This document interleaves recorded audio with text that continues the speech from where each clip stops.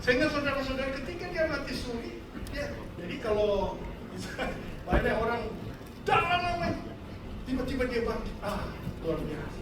Padahal kaki-kaki dia bangkit gara-gara mati suri. Kenapa mati suri, saudara-saudara? Rohnya masih ada. Itu tulisan saya. Rohnya masih. Kenapa? Roh itulah penghadir kehidupan. Begitu Tuhan meniupkan rohnya, semua organ-organ kehidupan itu diaktifkan. Dia bekerja secara energis. Jadi dia bekerja secara energis, membuat demikian duk-dak, darah berjalan, sehingga orang kemudian, ternyata roh ini yang menghadirkan kehidupan. Ternyata dia yang menggerakkan untuk aktivitas kehidupan. Maka ada seorang bernama Harper, saudara-saudara, ahli biokimia.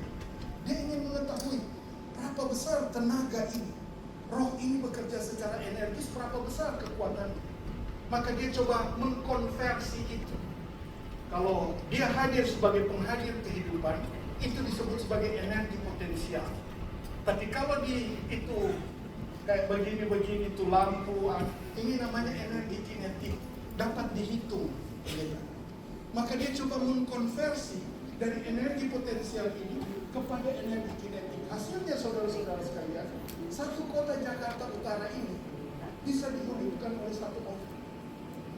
Anunya lampu.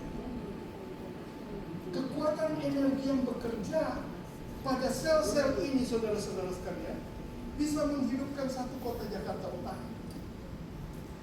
Sehingga saudara-saudara sekalian, ini menjadi satu gambaran bahwa roh Tuhan bekerja secara energis untuk menghadirkan kehidupan, menggerakkan. Sehingga saudara-saudara sekalian, jadi ketika roh Tuhan itu masuk, digerakkanlah kehidupan.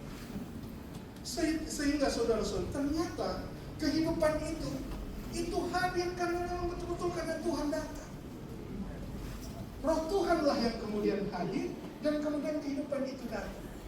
Sehingga manusia, pikiran dan perasaan manusia itu tidak bisa untuk mengintervensi apa yang dikerjakan Tuhan dalam kehidupan. Sebagai contoh misalnya, saya mau bilang, jadi maksud kita kok sementara bicara, jantung stop dulu bicara, stop dulu badannya, dia acuh pendeta. Darah jangan dulu berjalan, dia acuh.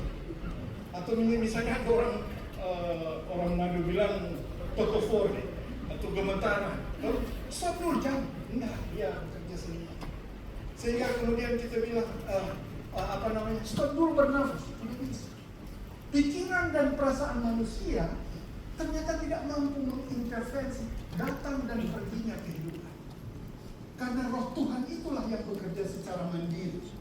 Sehingga saudara-saudara sekalian, di dalam dunia kedokteran itu disebutkan bahwa kita memiliki dua sistem saraf. Yang satu, sistem saraf pusat. Apa itu sistem saraf pusat itu? Kalau saya mau ambil tisu, saya mau ambil kopi, saya ambil, itu semua dikendalikan oleh pikiran dan perasaan lewat otak manusia. Tapi kalau jantung, darah, refleks saraf, itu dikendalikan oleh SSO namanya, sistem saraf otonom, tidak tahu dan mana. Sehingga kemudian saya menuliskan itu sebagai pekerjaan Tuhan yang dihadirkan oleh roh, bekerja dalam tubuh manusia untuk menghadirkan kehidupan. Sehingga saudara-saudara sekalian, ternyata kalau roh Tuhan masih ada di dalam tubuh manusia, hidup masih ada. Tapi begitu roh Tuhan tinggalkan saudara-saudara sekalian, itu hidup pergi kematian. Pangeran Arab, dia pikiran dan perasaannya sudah mati, stroke, otaknya rusak, tapi dia masih hidup. Kenapa? Roh Tuhan masih ada. Ternyata pikiran, perasaan, memori, dan kehendak manusia, dia bisa mati. Tapi kalau roh masih ada, dia tetap hidup. Karena roh Tuhan itulah yang menghadirkan hidup. Itu versi saintifik, saudara-saudara. Sehingga saya ingin memperkenalkan itu sebagai penghadir kehidupan. Sebelum saya melanjutkan, Pak Pendeta, Pak Ketua